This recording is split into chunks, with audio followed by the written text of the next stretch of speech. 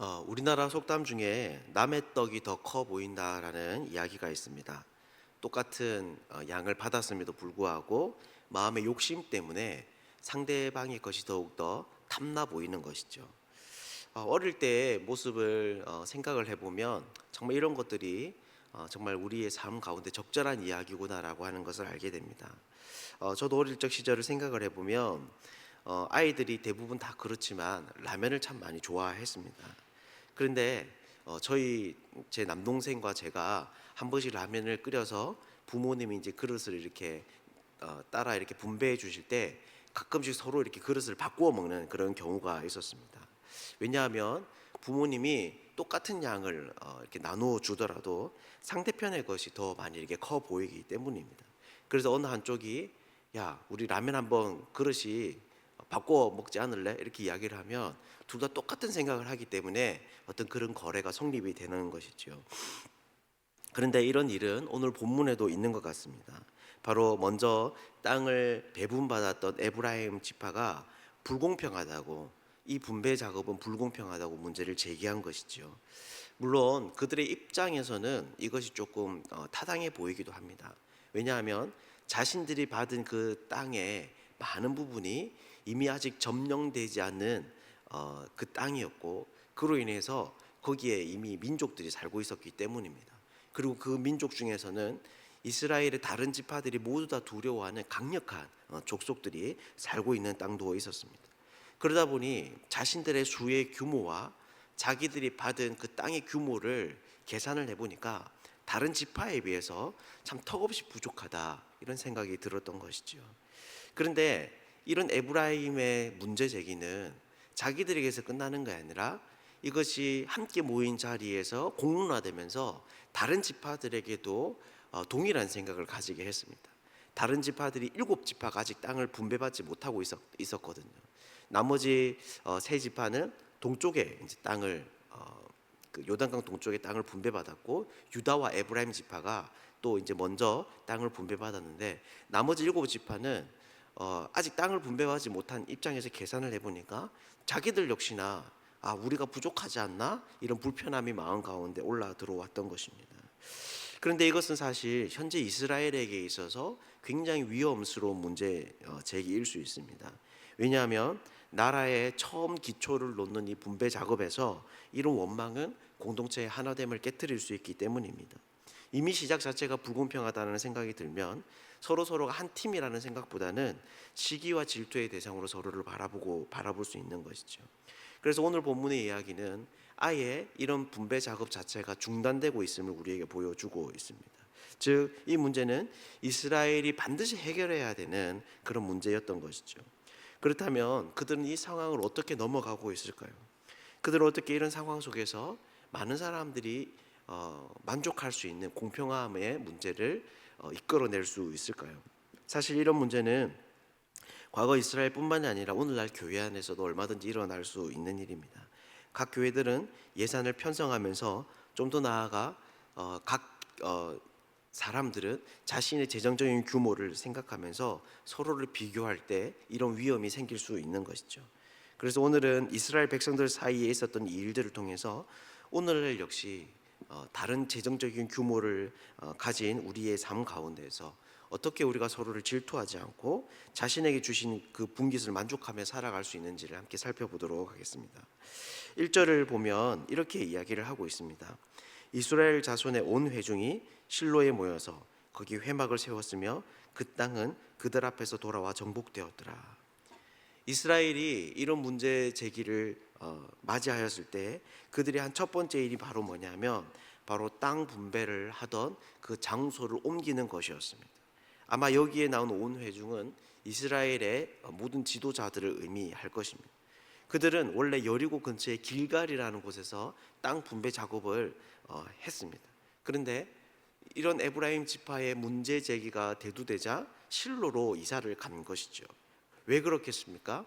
이 실로와 길갈의 장소의 다른 여부는 회막의 존재 여부입니다. 즉 사람들은 이곳에 회막을 세우고 땅 분배 작업을 하기 위해서 많은 무리들을 이끌고 여기까지 오게 된 것이죠. 여러분, 그렇다면 이것이 무슨 말이겠습니까? 이 회막은 우리가 잘 알다시피 출애굽에서 백성들이 함께 지었던 성막과 같은 곳입니다. 하나님의 임재의 약속이 주어진 곳, 하나님을 만날 수 있는 곳이라고 약속된 곳이 바로 이 회막이었던 것이죠. 그러니 이스라엘이 이런 불공평에 대한 문제가 제기되자마자 회막을 지었다고 하는 것은 이 땅의 분배는 여호와 앞에서 행하는 일이다라고 하는 것을 온 백성 가운데에 분명하게 하는 일이다라고 하는 것을 우리가 알 수 있습니다.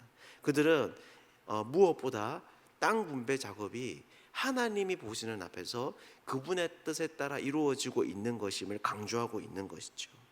물론 이 문제들을 해결해 나가려고 하는 최고 지도자인 여호수아는 영적으로만 이 문제를 해결하려고 하지는 않습니다. 분명 그 7지파가 납득할 만한 일도 함께 병행합니다. 그래서 4절을 보면 이렇게 이야기를 합니다. 너희는 각 지파에 3사람씩 선정하라. 내가 그들을 보내리니 그들은 일어나서 그 땅에 두루 다니며 그들의 기업에 따라 그 땅을 그려가지고 내게로 돌아올 것이라. 즉 여호수아는 땅 분배를 위해서 각 지파에서 3사람을 착출하라고 이야기를 합니다. 그리고 총 21명의 사람들을 가나안 땅 전역을 돌아다니면서 지도를 그리게 하고, 그리고 이것을 총 7등분으로 공평하게 나누도록 하는 것이죠.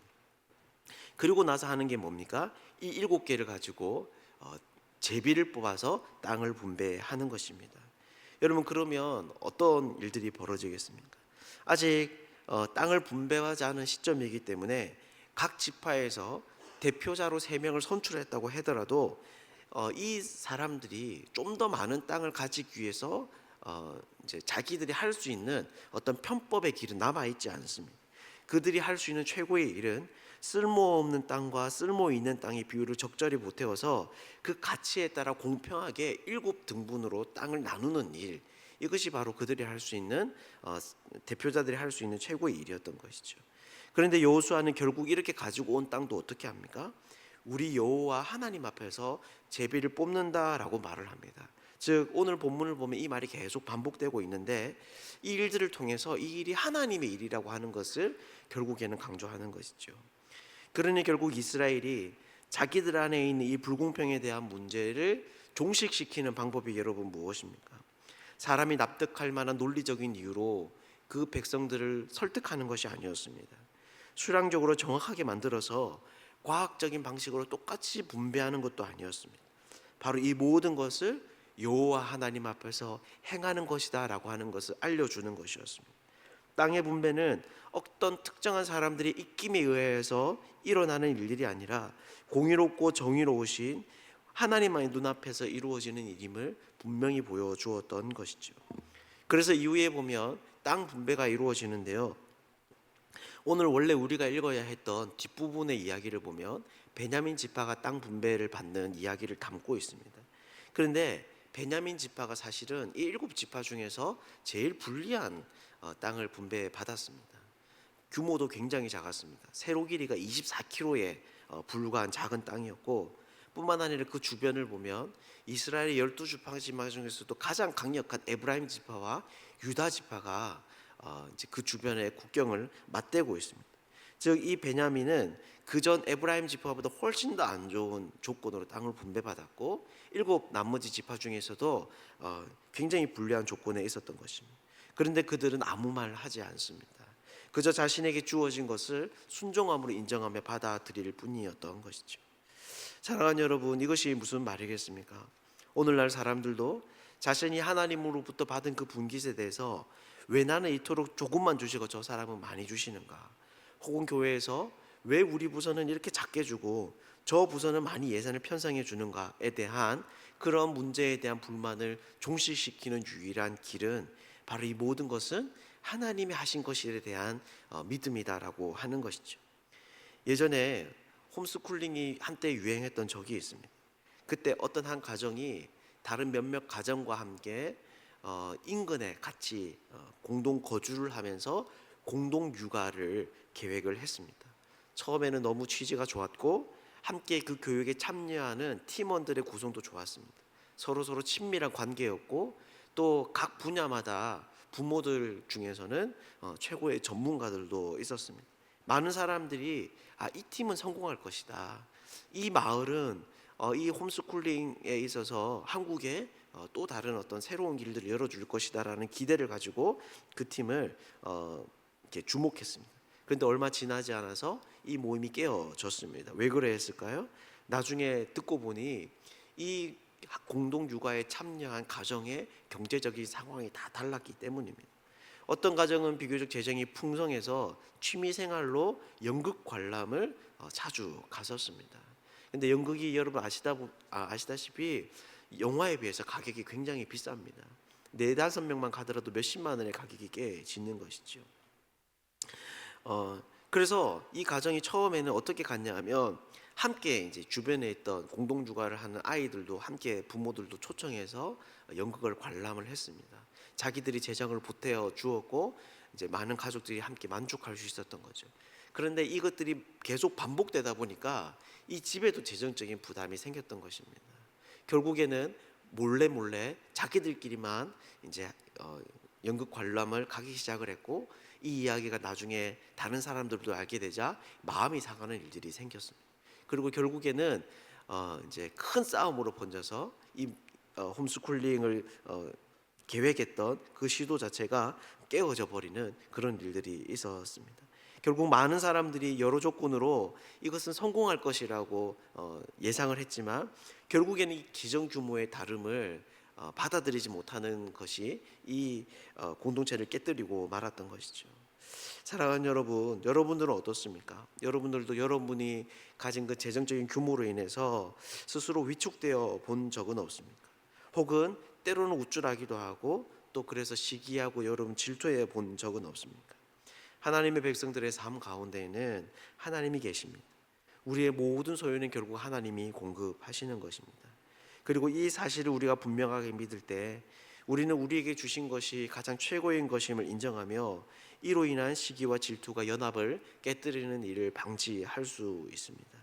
우리가 부하든지 가난하든지 어떤 상황에서든지 우리의 삶이 공평하신 하나님을 고백할 수 있으면 좋겠습니다.